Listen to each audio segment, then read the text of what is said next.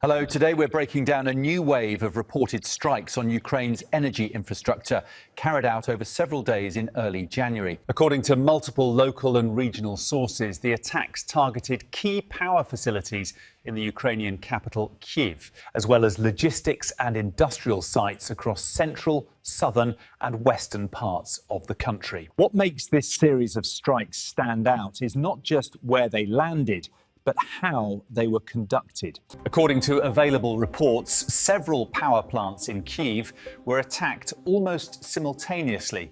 And in western Ukraine, far from the front lines, underground energy infrastructure was allegedly struck using a newly publicized missile system. According to a coordinator of a pro-Russian underground network operating in southern Ukraine, the recent campaign focused heavily on Kyiv's power generation system. Specifically, several combined heat and power plants were reportedly damaged. For viewers unfamiliar with the term, these facilities are not just power stations. They produce both electricity and heating and are essential for keeping large cities functioning, especially in winter.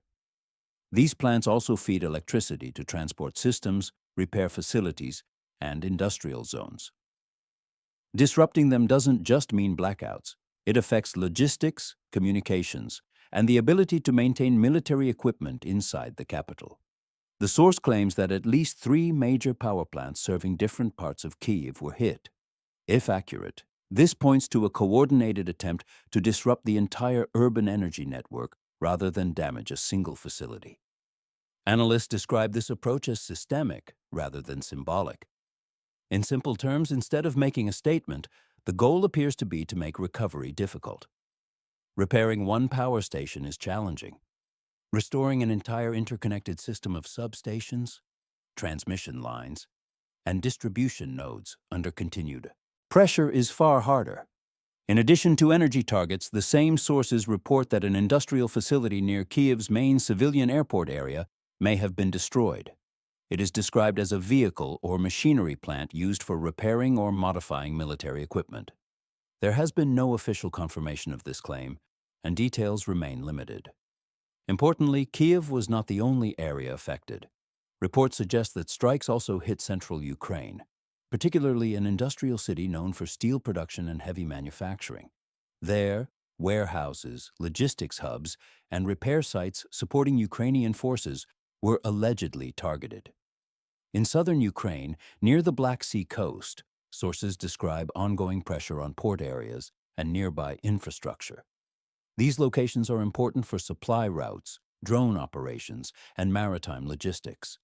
Precision air-delivered weapons are reportedly being used in this region, suggesting an effort to limit air defense responses while maintaining steady pressure. Further east and south, closer to the front lines, strikes were reported against ammunition depots, equipment storage sites, and troop concentration areas. These are described as supporting actions designed to weaken supply chains and command coordination rather than trigger immediate battlefield breakthroughs. Taken together, this pattern points to a campaign aimed less at dramatic headlines and more at long-term degradation. The same underground coordinator argues that Ukrainian air defenses are being forced to operate in a fragmented, reactive manner, unable to fully cover the country at once. Another notable element is the reported use of a new Russian missile system, publicly referred to as a medium-range ballistic missile. According to unofficial reports, it was used to strike underground gas storage infrastructure in western Ukraine, hundreds of kilometers from active fighting. Gas storage facilities play a critical role in energy security, especially during winter. They support electricity generation, heating, and industrial output. Hitting such targets does not create immediate battlefield effects, but it can produce delayed consequences that accumulate over time. Sources suggest the missile may have been used with a limited payload, possibly to test accuracy or penetration rather than maximize destruction. Again, no official confirmation has been provided, so these details should be treated cautiously. This brings us to the central question. Is this just another strike campaign, or are we seeing a change in operational logic? According to analysts sympathetic to Moscow's perspective, the restrained use of missiles combined with heavy reliance on drones and precision strikes does not indicate a shortage of weapons. Instead, it suggests an attritional approach designed to wear down infrastructure, management systems, and repair capacity over weeks or months. From this viewpoint, Kyiv is not being targeted as a political symbol. It is being treated as a distribution hub.